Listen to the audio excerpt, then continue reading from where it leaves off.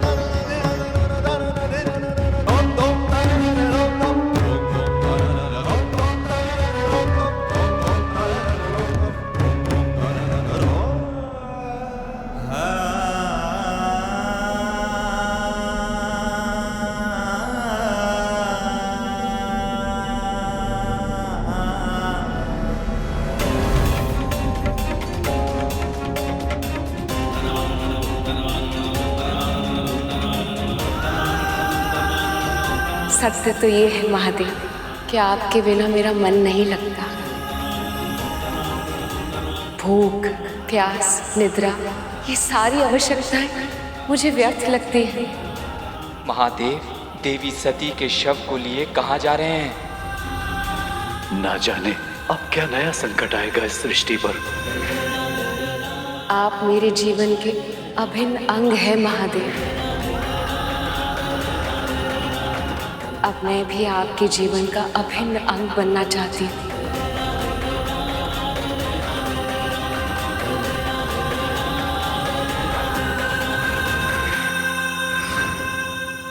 पर बहन, एक बात समझ नहीं आई, जब भोले बाबा ने सबको ठीक कर दिया तो फिर सती को काहे ठीक ना किया? क्योंकि देवी सती ने घोषणा की थी कि वो दाक्षायणी रूप में जीवित नहीं रहना चाहती थी। बिना आमंत्रण के अपने पिता के घर आने का हट करके जो उन्होंने अपराध किया था, उसके लिए उन्होंने अपने लिए यही दंड चुना था। ऐसे में महादेव को उनकी इच्छा का सम्मान तो करना ही था।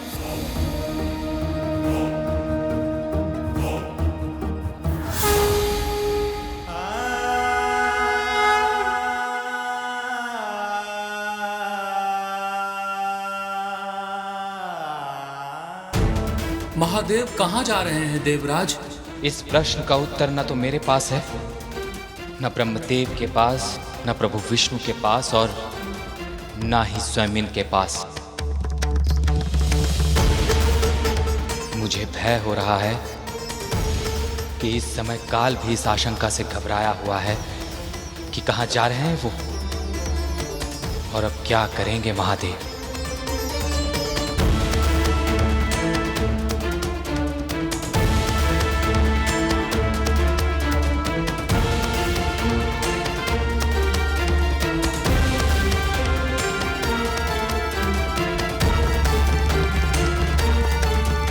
अब तक मैंने केवल अर्पण किया है, पर अब स्वयं को समर्पण करना चाहती हूँ। मैं आपको अपना पति परमेश्वर मान चुकी हूँ महादेव। क्या आप भी मुझे अपनी अर्धांगिनी के रूप में स्वीकार करेंगे? ये वरमाला केवल और केवल महादेव के गले में सुशोभित होगी। मेरी प्रेम की शक्ति महादेव को यहाँ तक लेकर आएगी। मेरे होते हुए आप कभी अकेली नहीं हैं सती। आप मेरा ही भाग है और मैं आपका।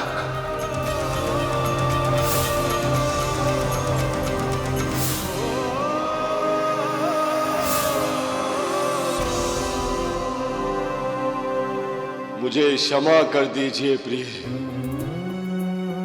मैं आपके प्राणों की रक्षा करने में विफल रहा और अब इतना विलंब हो चुका है कि मैं चाहकर भी कुछ नहीं कर सकता। प्रिय, शिव हूं मैं, आज केवल शव समान हूं।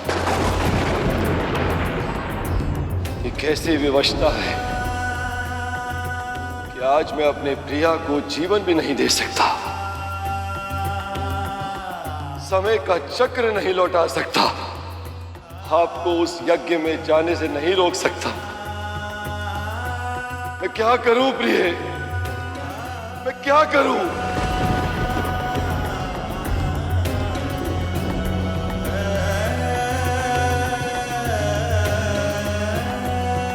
महादेव, मेरे स्वामी, आप मेरे बिना कैसे रहेंगे? अब कौन करेगा आपकी ये सेवा?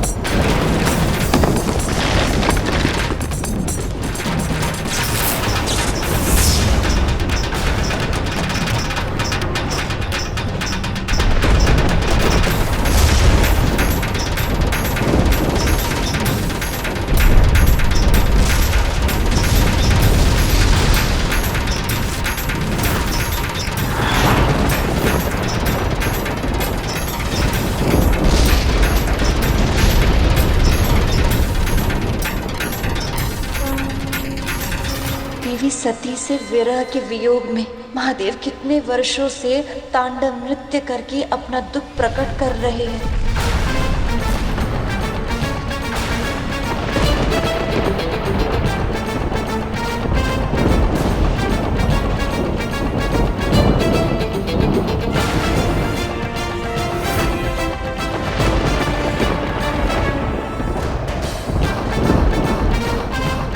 यदि महादेव ने अपना तांडव शीघ्र ही नहीं रोका तो घोर अनर्थ हो जाएगा।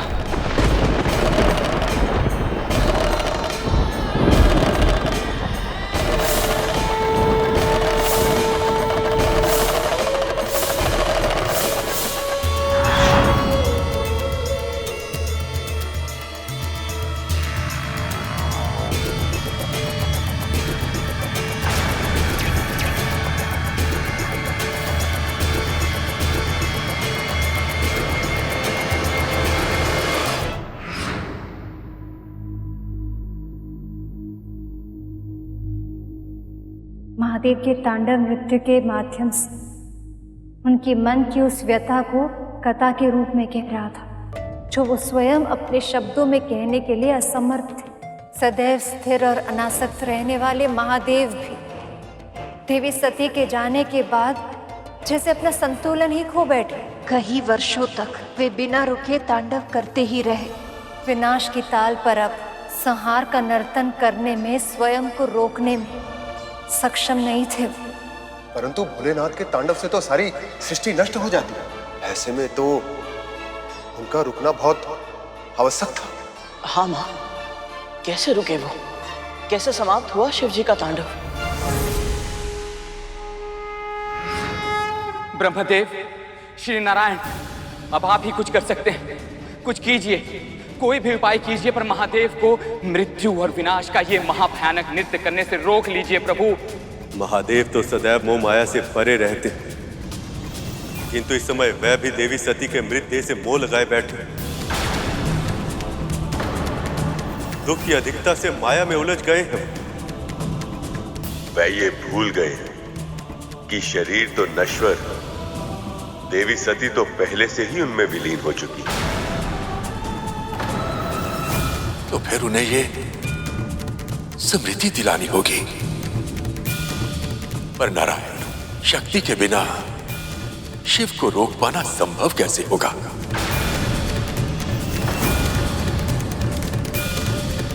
हे नारायण, अब तो आप ही से आशा है। आप ही हैं जो इस समस्या का समाधान निकाल सकते हैं।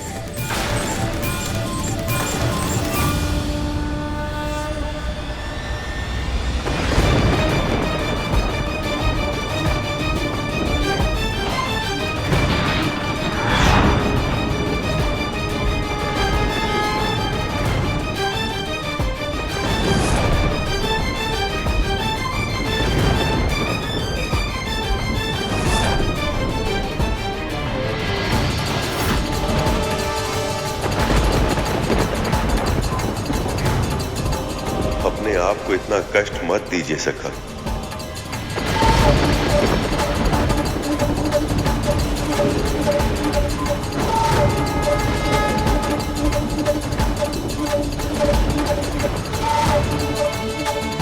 हे सखा, मुझे क्षमा करिए। इस सृष्टि की सुरक्षा के लिए मुझे ये करना पड़ रहा। इसके सिवा मेरे समक्ष और कोई विकल्प नहीं।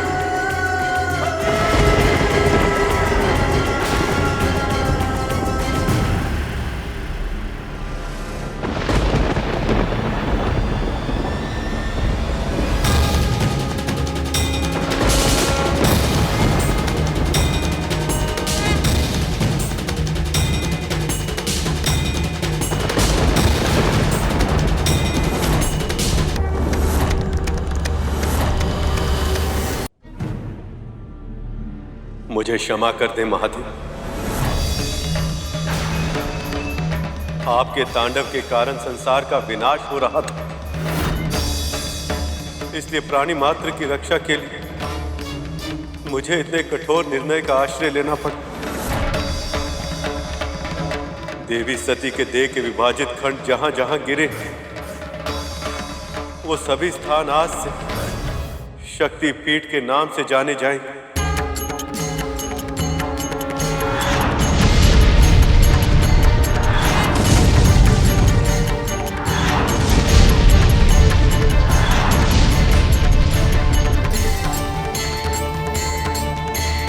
अनंत काल तक वहां भक्त देवी का पूजन करेंगे, उनका स्मरण, उनका ध्यान, उनकी सेवा करेंगे। इन सभी 51 शक्ति पीठों में जब भी कोई भक्त पूरी श्रद्धा से देवी की आराधना करेगा तो उसका कल्याण अवश्य होगा। आदि शक्ति देवी सती स्वयं उसे आशीर्वाद देंगी।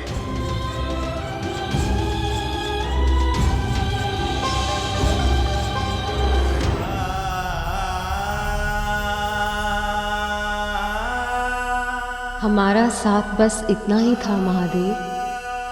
आपकी छवि को अपने हृदय में बसाकर आपसे विदा ले रही हूँ। हो सके तो मुझे क्षमा कर दीजिएगा। देवी सती के देह के अनेक भागों में बट जाने के बाद उनका तांडव तो रुक गया था, पर शिव फिर से सामान्य नहीं हो पाए। संसार से विरक्त होकर वो गहन समाधि में लीन हो गए।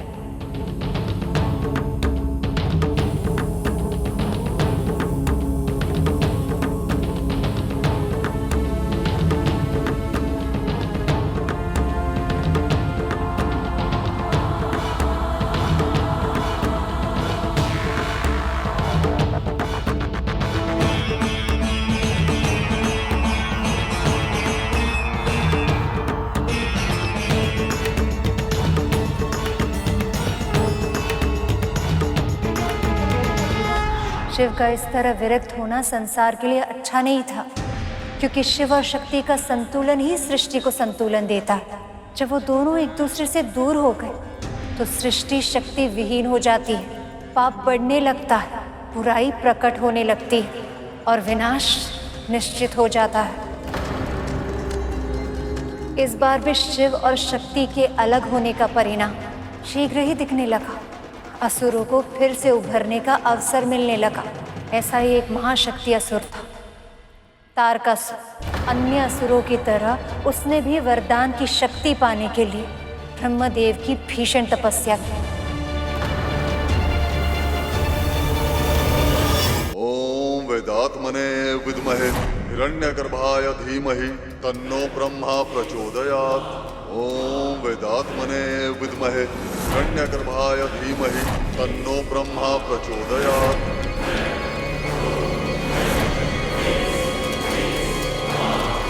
ओम वेदात्मने विद्महे हिरण्यगर्भाय धीमहि तन्नो ब्रह्मा प्रचोदयात्। तुम्हारी तपस्या पूर्ण हुई तारकासुर।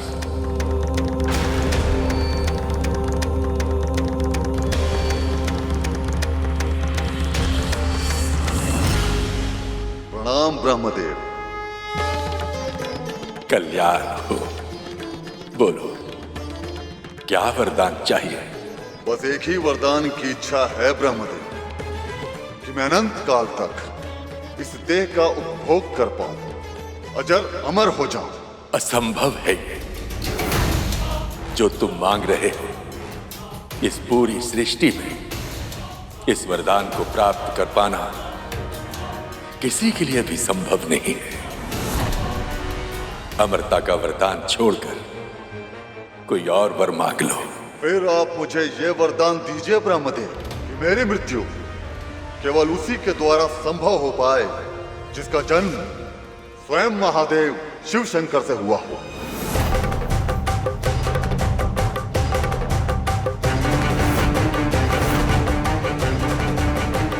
तथास्तु। अर्थात जो मेरी कामना थी वो पूर्ण हो ही गई।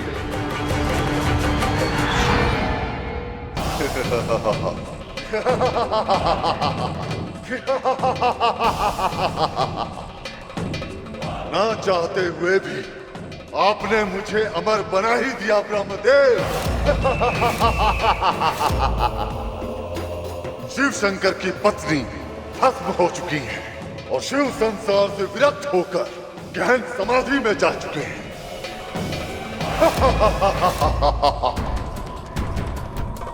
ऐसे में उनके पुत्र का जन्म होगा भी तो कैसे? और जो जन्म ही नहीं लेगा वो मुझे मारेगा कैसे?